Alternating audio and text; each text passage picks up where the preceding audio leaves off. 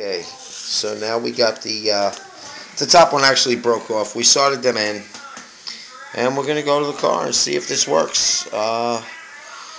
It may not. So we'll see. And this all goes back pretty easy. You just kind of pop that in there. It snaps in place. You want to line up these, go through the circuit board to make contacts for your gauges. You want to line them up, and you know what? It's a good idea to clean up this whole thing before you install it. So let's see what happens. I'm going to try to put this in now.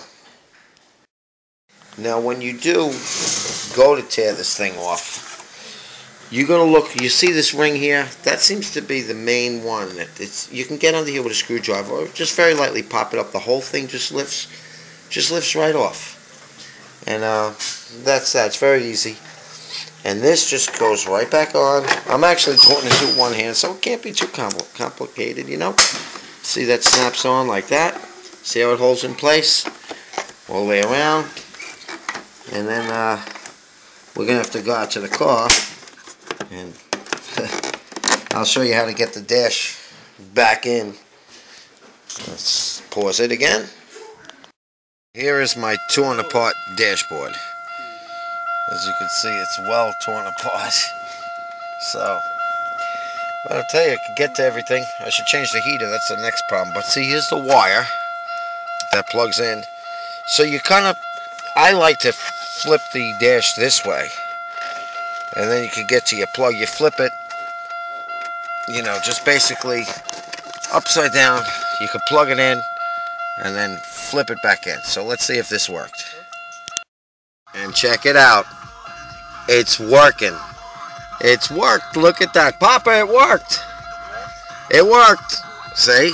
So I found it turned out to be the 4 resistors. I replaced every one with 150 ohm.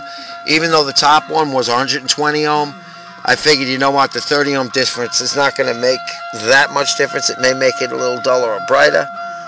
And that's it. Now you flip the dash up and back in, and we're back in business.